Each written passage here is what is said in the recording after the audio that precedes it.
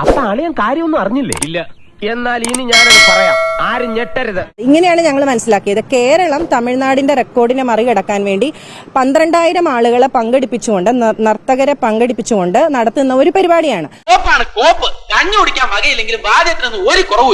ആദ്യഘട്ടത്തിൽ 2,000 രൂപ വാങ്ങിക്കുകയും പിന്നീട് 1,600 രൂപയോ 1,500 രൂപയോ പിന്നീട് ഇവർ വാങ്ങിക്കുകയും ചെയ്തു. പണിയെടുത്ത് തിന്നണമെന്നൊക്കെ ആഗ്രഹമുണ്ട് സാറേ, പക്ഷെ പറഞ്ഞു പറ്റിച്ച് തിന്നാലേ വായിന്നിറങ്ങുള്ളൂ. അപ്പൊ ഗിന്നസ് റെക്കോർഡ് ലക്ഷ്യമിട്ടുകൊണ്ട് കേരളം നടത്തുന്ന ഒരു പരിപാടി എന്ന നിലയിൽ ആ ഒരു വികാരം ഉൾക്കൊണ്ടുകൊണ്ടാണ് നമ്മുടെ മക്കളെ അതിലേക്ക് വിടുന്നത്.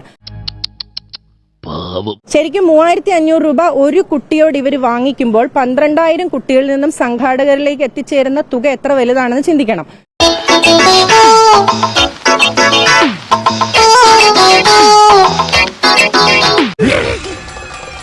ദമു എന്ത് പറ്റിയടാ? ചായ നെറുകന്തലേ കയറി ബ്ലോക്ക് ആയതാ. അല്ല, പിന്നെ ഇവർക്ക് ഈ കുട്ടികളുടെ ഒരുക്കം, ഇവരുടെ ആടയാഭരണങ്ങള്, ഇതിലെ എല്ലാ കാര്യങ്ങളും സംവിധാനങ്ങളും അവരവര് രക്ഷിതാക്കളുടെ സ്വന്തം പൈസയിലാണ് കൊടുത്തിട്ടുള്ളത്. മാറ്റി പറയാൻ പറ്റൂ, എനിക്കിങ്ങനെ അറിയുള്ളൂ.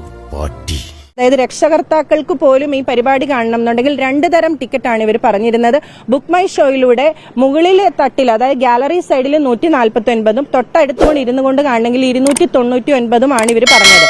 എന്നെ നാണം കെടുത്തരുത്, ഇവർക്കൊക്കെ എന്നെ വലിയ ബഹുമാനമാണ്. കണ്ടിട്ട് അങ്ങനെ തോന്നുന്നില്ലല്ലോ. സത്യമായിട്ട് ഞാൻ പറയുന്ന ഒന്ന് വിശ്വസിക്കണം.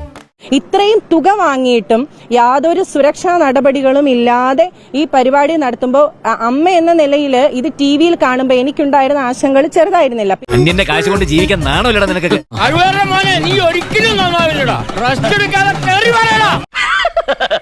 തൽക്കാലം ഇത്രയും മതി. വരട്ടെ.